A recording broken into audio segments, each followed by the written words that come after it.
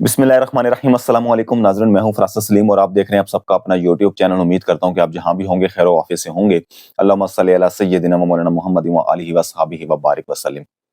आज नाज़रीन इस्लामाबाद में वकला और पुलिस के दरमियान झड़पें हुई और तमाम जो है वो रेड ज़ोन का इलाका जो है वो सील कर दिया गया। साइलिन जो हैं वो परेशान हैं। साइलिन क्यों परेशान हैं? क्योंकि उनके इस्लामाबाद हाई कोर्ट में, सुप्रीम कोर्ट में जो छोटी अदालतें हैं उनमें केसेस लगे हुए हैं और वकला जो हैं वो अदालतों में पेश नहीं हो पा रहे, क्योंकि वकला ने एहतजाज की कॉल दी हुई थी। और एहतजाज की कॉल का पर्पस क्या था, उनका मकसद क्या था? सिर्फ दो वजूहात थी। एक 26वीं आईनी तरमीम और उसके तहत फिर जो आर्टिकल 200 के तहत जजिस का ट्रांसफर हुआ इस्लामाबाद हाई कोर्ट में, और वहाँ इस्लामाबाद हाई कोर्ट में फिर सीनियरिटी लिस्ट जो है वो तब्दील कर दी गई। जो चीफ जस्टिस आमिर फरूक ने फुर्ती दिखाई और उन्होंने लिस्ट भी चेंज कर दी और फिर इंतज़ामी मामलात जो हैं, उनकी ज़िम्मेदारी भी नए जजेस को जो है वो उनको उनको नॉमिनेट कर दिया नई ज़िम्मेदारियों के लिए। उसके बाद फिर जजेस का इस्लामाबाद हाई कोर्ट से खत भी था। खत पहले लिखा था, फिर उसके बाद रिप्रेजेंटेशन फाइल हुई। सीनियरिटी लिस्ट जारी करने के बाद फिर 2 जजेस ने भी जो है वो रिप्रेजेंटेशन फाइल कर दी और उसकी copy chief justice of Pakistan Yahya Afridi को भेज दी। और उसके बाद फिर जस्टिस बाबर सत्तार जो हैं इस्लामाबाद हाई कोर्ट, उन्होंने एक खत जो है वो अलग से लिखा और उसमें चीफ जस्टिस आमिर फरूक को कहा कि आपने इंतज़ामी तब्दीलियाँ कैसी की, इंतज़ामी अमूर की, और फिर जो इंतज़ामी कमेटी है सीनियर 3 जजेस की, उसमें आपने 11वें नंबर के जज को क्यों शामिल किया? ये क्या सूरत हाल है? तो अब तमाम जो हाई कोर्ट बार एसोसिएशंस थी उन्होंने एहतजाज की कॉल दी हुई थी। सिर्फ़ और सिर्फ़ सुप्रीम कोर्ट बार एसोसिएशन और पाकिस्तान बार कौंसिल, ये क्योंकि हुकूमती अक्सरियत है इसमें, जो ग्रुप जीता हुआ है, तो उसमें हुकूमती अरकान शामिल हैं। उनके अलावा तमाम जो एसोसिएशंस हैं, डिस्ट्रिक्ट बार है, इस्लामाबाद हाई कोर्ट बार है, लाहौर बार है, इन्होंने एहतजाज की कॉल दी हुई थी और एहतजाज की कॉल का मकसद ये था कि सुप्रीम कोर्ट के अंदर जो आज 10 फरवरी को जुडिशल कमीशन का इजलास बुलाया गया था और उस इजलास के अंदर जजेस की तैनाती होनी है सुप्रीम कोर्ट के 8 जजेस की, जिसके हवाले से ये खबरें आ रही हैं कि उन जजेस की तैनाती के बाद फिर फुल कोर्ट जो मुतालबा है 26वीं आईनी तरमीम की जो हेयरिंग हो रही है आईनी बेंच के सामने, तो वो फिर मर्जी के जजेस जो हैं वो जब शामिल हो जाएंगे सुप्रीम कोर्ट में, तो अक्सरियत सुप्रीम कोर्ट की जजेस की हुकूमती जो है वो राय रखेगी और उनकी राय का एहतराम करेगी। और फिर 26वीं आईनी तरमीम जब फुल कोर्ट के सामने लगेगी, तो फिर उसमें अक्सरियत क्योंकि हुकूमती जजेस होंगे, तो वो 26वीं आईनी तरमीम को जायज़ करार देंगे। अब इसी सिलसिले को देखते हुए सुप्रीम कोर्ट के 4 जजेस ने भी खत लिख दिया था चीफ जस्टिस याह्या अफरीदी को कि जुडिशल कमीशन का इजलास जो है वो मौखर किया जाए और इस्लामाबाद हाई कोर्ट की सीनियरिटी लिस्ट कैसे तब्दील हुई, जजेस का ट्रांसफर कैसे हुआ, और जजेस का ट्रांसफर हुआ तो फिर उसके बाद उनका हल्फ जो है वो नहीं लिया गया। और हल्फ इसलिए नहीं लिया गया कि अगर हल्फ लेंगे तो फिर इस्लामाबाद हाई कोर्ट में वो जूनियर 3 जजेस जो हैं वो अ,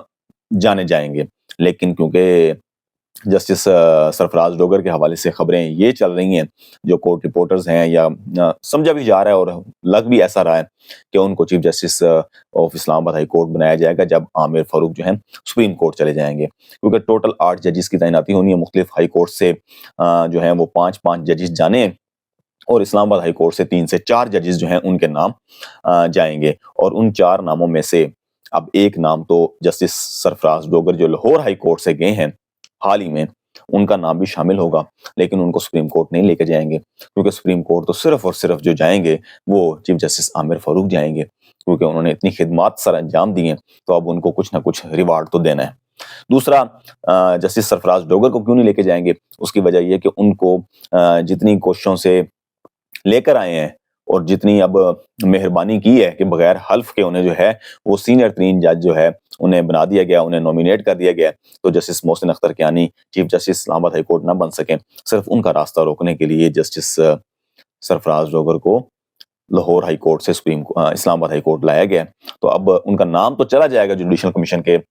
सामने, लेकिन जज सुप्रीम कोर्ट तैनात नहीं किया जाएगा। दूसरा नाजरीन, शहबाज राना जो हैं एक्सप्रेस ट्रिब्यून के रिपोर्टर, उन्होंने एक खबर दी थी कि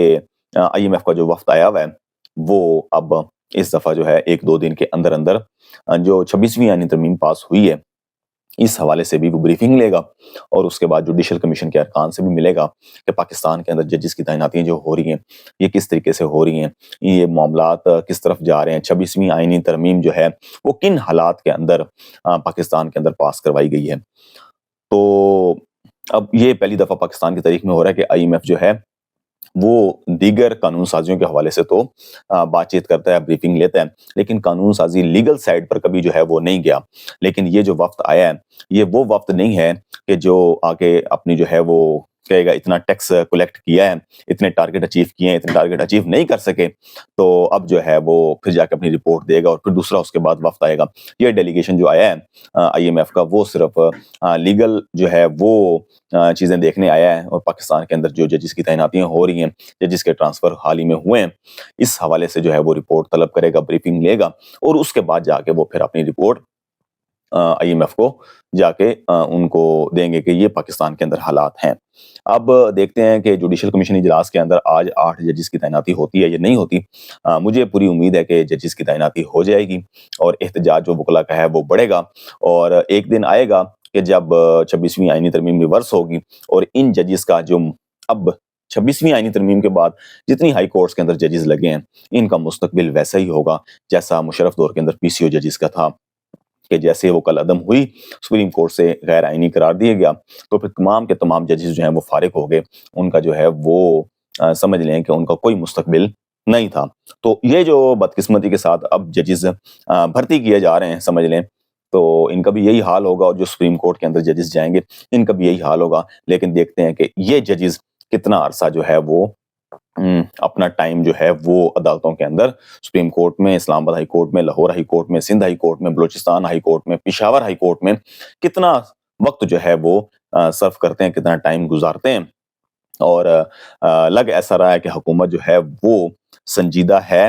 ججز کی تعیناتی میں، کیونکہ اگر ججز کی تعیناتی وہ نہیں کرے گی تو ان کا مستقبل جو ہے وہ خطرے میں پڑ جانا ہے، اور یہی وجہ ہے کہ وکلا کے ساتھ اور پولیس کی جھڑپیں ہو رہی ہیں۔ وکلا کا احتجاج تھا، ریلیاں نکالنی تھی، احتجاج نکالنا تھا اسلام آباد ہائی کورٹ سے، سپریم کورٹ جو ہے وہاں تک انہوں نے احتجاج کرنا تھا، ریلی نکالنی تھی، خطاب کرنا تھا اور اپنا مستقبل کا لائحہ عمل دینا تھا۔ لیکن حکومت نے کیا کیا، جیسے ہی رات کو پتہ چلا کہ بھی کال تو پچھلے دنوں سے آئی ہوئی تھی، کافی دنوں سے دی ہوئی تھی کال، لیکن رات کو جو ہے وہ علاقے سیل کرنا شروع کر دیا گیا، پورا کا پورا ریڈ زون جو ہے وہ سیل کر دیا گیا، اور تمام راستے روکے، تمام راستوں پہ جو ہے وہ وکلا کو روکا جا رہا ہے، گاڑیوں کی چیکنگ ہو رہی ہے کہ کوئی کالے کوٹ والا تو نہیں بیٹھا ہوا، کوئی تحریک انصاف کا جو ہے وہ کوئی رہنما تو نہیں بیٹھا ہوا، تو ان کو پکڑا جا رہا ہے، ان کو روکا جا رہا ہے، اور وکلا جو ہیں وہ عدالتوں میں پیش نہیں ہو پا رہے، جس کی وجہ سے سائلین جو ہیں وہ بھی پریشان ہیں۔ اور دوسری طرف آئینی بینچ جو ہے اس کے اندر ملٹری کورٹ کی جو سیولین کا ملٹری ٹرائل ہے اس کے حوالے سے ہیئرنگ ہو رہی تھی، تو سلمان اکرم راجہ جو ہیں وہ عدالت پیش نہیں ہو سکے، تو جسٹس جمال خان مندوخیل جو ہے انہوں نے غصے کا اظہار کیا، انہوں نے کہا جی کہ آپ لوگ آ گئے ہیں، ہم لوگ آ گئے ہیں، تو وہ ٹائم سے پہلے نکل آتے، بجائے اس کے کہ جسٹس جمال خان مندوخیل کہتے کہ احتجاج کیوں ہو رہا ہے، اس کی وجہ کیا ہے، حکومت نے تمام راستے کیوں بند کیے ہیں، حکومتی جو ہے وہ ان سے پوچھا جاتا اٹارنی جنرل سے، ایڈیشنل اٹارنی جنرل سے کہ کیوں راستے بند کر دیے آپ نے، لیکن بدقسمتی کے ساتھ بینیفیشری ہیں، تو انہوں نے کہا جی کہ سلمان اکرم راجہ صاحب جو ہے نا